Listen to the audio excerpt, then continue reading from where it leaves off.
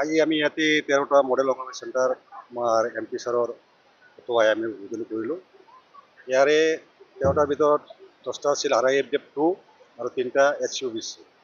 গতিকে এই 13টাৰ সৈতে কেইমাহমান পূৰ্বে আমি 21টা নিডাৰ একেলগে উদ্বোধন কৰিছিলোঁ।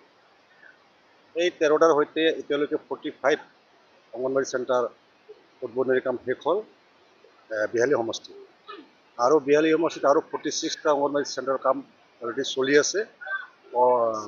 6 মাহৰ ভিতৰত সেইখিনি শেষ হ'ব বুলি আমি আশা। প্ৰতিটো অংগনবাড়ী চেণ্টাৰত 25 লাখকৈ টকা তাৰমানে চেংচন আছে।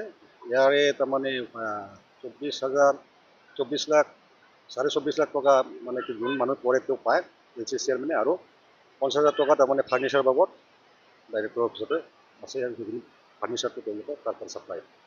আমাৰ বিহালী সমষ্টিত আজি 13টা মডেল অংগনবাড়ী কেন্দ্ৰ আজি আমি শুভ উদ্বোধন কৰিলোঁ। এতিয়ালৈকে আমাৰ সমষ্টিত 45টা অংগনবাড়ী কেন্দ্ৰ সম্পূৰ্ণ হ'ল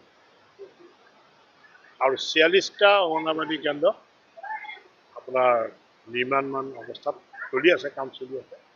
মুঠতে 91টা মডেল অংগনবাড়ী চেণ্টাৰ আমি এই বছৰলৈকে আমি পাবৰ কাৰণে সক্ষম হ'লোঁ। আৰু মই আশা ৰাখিছোঁ চৰকাৰে হয়তো আৰু 5 বছৰৰ ভিতৰত যিমান অংগনবাড়ী চেণ্টাৰবিলাক গোটেইখিনি মডেল অংগনবাড়ী চেণ্টাৰলৈ ডেভেলপ কৰিব পাৰে।